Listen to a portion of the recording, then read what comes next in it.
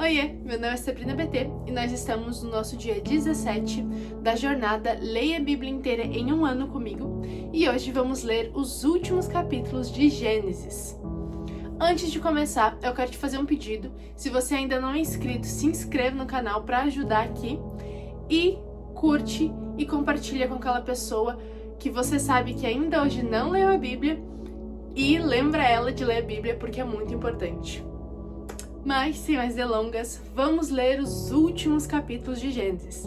Passamos 17 dias já fazendo as nossas leituras diárias e hoje vamos finalizar o primeiro livro da Bíblia. E se você está me acompanhando até aqui, se você chegou até aqui, meus parabéns! Você realmente foi persistente e conseguiu chegar no final do primeiro livro. E isso eu quero que seja um incentivo para você continuar. Cada dia vai parecer um pouco mais difícil, a cada vez a gente vai encontrar algumas coisas que possam fazer a gente se desanimar, mas não fique desanimado nessa jornada. Sempre lembre que nessa jornada você só tem a crescer, porque quanto mais você lê a Bíblia, mais você aprende de Deus. Então, sem mais delongas, vamos finalizar o primeiro livro da Bíblia. Vamos ler então Gênesis hoje, capítulo 49 e 50. Gênesis capítulo 49 vai dizer assim: Depois Jacó chamou os seus filhos e disse: Ajuntem-se e eu lhes farei saber o que vai acontecer com vocês nos dias que virão. Reúnam-se e ouçam, filhos de Jacó. Ouçam o que diz Israel, o pai de vocês.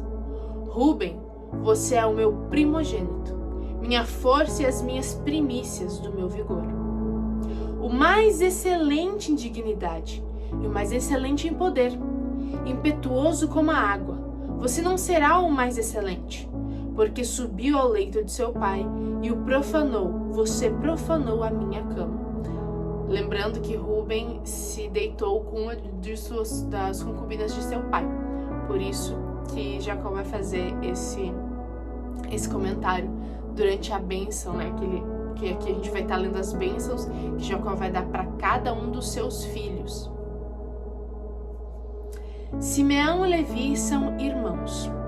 As suas espadas são instrumentos de violência.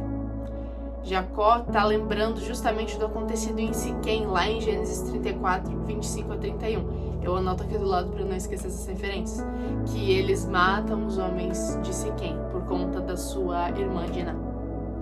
Que a minha alma entre os conselhos dele, que a minha glória não participe. Que a minha alma não entre no conselho deles e que a minha glória não participe de seu agrupamento. Porque no seu furor matam homens, na sua raiva, e na sua vontade perversa mutilam touros. Maldito seja o seu furor, pois era forte, e maldita seja sua ira, pois era intensa. E eu os dividirei em Jacó, e os espalhei em Israel. Judá, os seus irmãos o louvarão. A sua mão estará sobre o pescoço dos seus inimigos. Os filhos de seu pai se inclinarão diante de você. Judá é um leãozinho.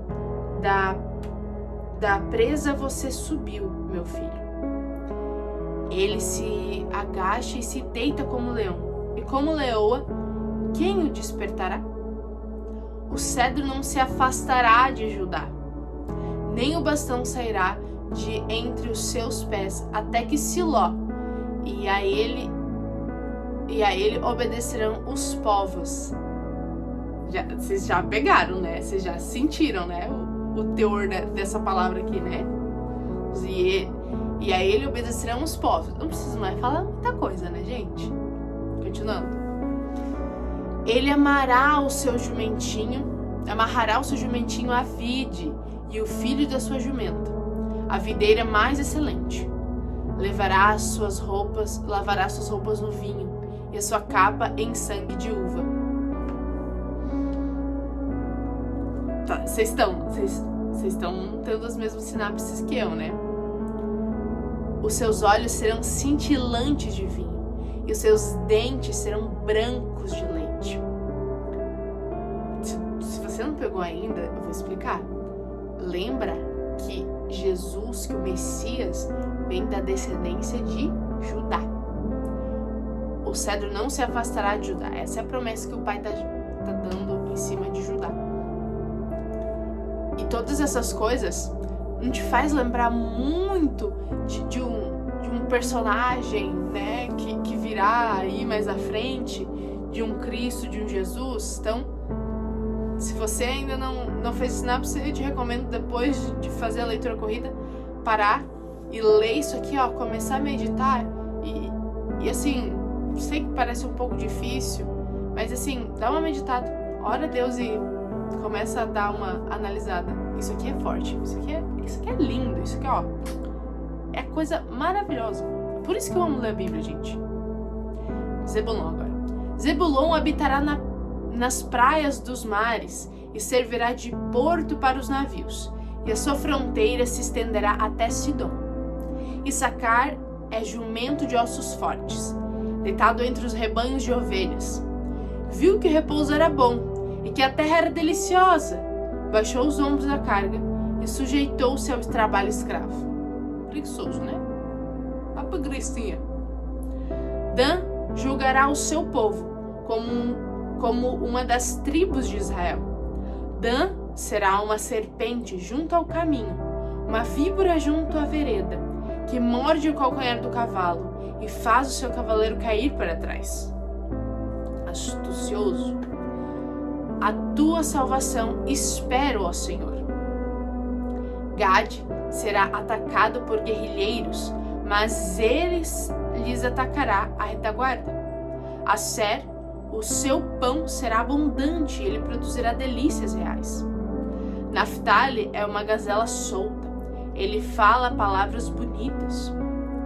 José, agora a coisa ficou bonita aqui, ó. Agora a coisa vai ficar poética, tá? José é um ramo frutífero junto à fonte. Seus galhos se estendem sobre o muro. Os flecheiros lhe dão amargura, atiram contra ele e os hostilizam.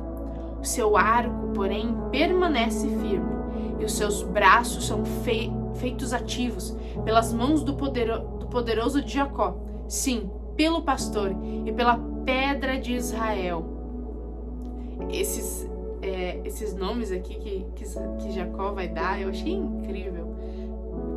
Poderoso de Jacó, né? Se tratando de Deus. E sim, pelo pastor, pela pedra de Israel. Lembra que Jacó tinha erguido um altar e tinha postos, quando ele foi, quando teve aquele sonho, ele se deitou sobre uma pedra e, né, depois que ele teve aquele sonho na escadaria, ele ergueu aquela pedra e transformou aquilo lá como um altar a Deus. Então, essas minúcias, assim, essas coisinhas que ele faz as referências, eu acho essas são, sabe, as coisinhas mais deliciosas da Bíblia para mim. Pelo Deus de seu pai, que o ajudará, e pelo Todo-Poderoso, que o abençoará com bênçãos dos altos céus, com bênçãos das profundezas, com bênçãos dos seios e do ventre. As bênçãos de seu pai excederão as bênçãos de meus pais, até o alto dos montes eternos. Estejam elas sobre a cabeça de José e sobre o alto da cabeça do que foi distinguido entre seus irmãos. Benjamim é lobo que despedaça pela manhã, devora a presa, e à tarde reparte o despojo. São estas as 12 tribos de Israel, e isso é o que lhe falou seu pai, quando os abençoou. A cada um deles abençoou segundo a bênção que lhe cabia. Depois, Jacó lhes ordenou, dizendo: Vou ser reunido ao meu povo. Sepultem-me junto a meus pais, na caverna que está no campo de Efron, o Eteu, na caverna que está no campo de Macpela, em frente a Manré, na terra de Canaã, a qual Abraão comprou de Efron, com aquele campo como propriedade para servir de sepultura. Ali eles sepultaram Abraão e Sara, sua mulher. Ali eles sepultaram Isaque e Rebeca, sua mulher. E ali eu sepultei Lia. O campo e a caverna que nele está foram comprados dos filhos de Het. Quando Jacó acabou de dar essas ordens a seus filhos, recolheu os pés da cama, expirou e foi reunido ao seu povo. E agora o último capítulo de Gênesis, Gênesis capítulo 50. E outra coisa que eu acabei não mencionando, né? Vocês estão percebendo que o cenário tá diferente. Um cenário um pouco embranjado. É que hoje tá muito quente. Simplesmente muito quente. Então eu fui obrigada a gravar em um cenário onde tinha a bênção de um ar-condicionado, tá? Só pra vocês não se estranharem. Demorei pra anunciar, mas anunciei. Vamos lá. Gênesis capítulo 50. Então José se lançou sobre o rosto de seu pai. Chorou sobre ele e o beijou. José ordenou a seus servos, aos que eram médicos, que embalsamassem o corpo de seu pai. E os médicos embalsamaram Israel, gastando nisso 40 dias, pois assim se cumpre os dias do embalsamento, e os egípcios ficam de luto 70 dias. Passados os dias de luto, José falou à casa de Faraó: se agora encontrei favor diante de vocês, peço que falem aos ouvidos de Faraó, dizendo: meu pai me fez jurar, declarando: eis que estou morrendo. Sepulte-me no túmulo que abri para mim na terra de Canaã. Agora quero ir e sepultar meu pai, depois voltarei. Faraó respondeu: vá e sepulte seu pai, como ele fez você jurar. José partiu para sepultar seu pai. Com ele foram todos os oficiais de Faraó, os principais de sua casa e todos os principais da terra do Egito, bem como toda a casa de José e seus irmãos, e a casa de seu pai. Deixaram na terra de Gósen somente as crianças, os rebanhos e o gado. E foram também com ele tanto carruagens como cavaleiros. E o cortejo foi muito grande. Quando eles chegaram à eira de Atade, que fica ao lado do Jordão, fizeram ali grande e intensa lamentação. E José pranteou seu pai durante 7 dias. Quando os moradores da terra, os cananeus, viram luto na eira de Atade, disseram: como é grande esse pranto dos egípcios! E por isso aquele lugar foi chamado de Abel-Misraim, fica do outro lado do Jordão. Os filhos de Jacó fizeram como ele lhes havia ordenado. Levaram-no para a terra de Canaã e o sepultaram na caverna do campo de Macpela, que juntamente com o campo Abraão havia comprado de Efron o Heteu, para ser lugar de sepultura. Este lugar fica em frente a Manré. Depois disso, José voltou para o Egito, ele, os seus irmãos e todos os que o haviam acompanhado para sepultar o seu pai. Vendo os irmãos de José que seu pai já era morto, disseram: é possível que José tenha ódio de nós, certamente nos retribuirá todo o mal que fizemos. Por isso, mandaram dizer a José: o seu pai, antes de morrer, ordenou o seguinte: é isso que vocês dirão a José: perdoe, por favor, a transgressão de seus irmãos e o pecado que cometeram, porque eles lhes fizeram mal. Agora pedimos que perdoe a transgressão dos servos de Deus de seu pai. Ao ouvir essas palavras, José chorou.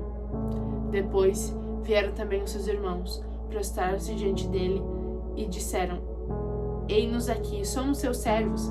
Mas José respondeu: não tenham medo. Será que eu estou no lugar de Deus?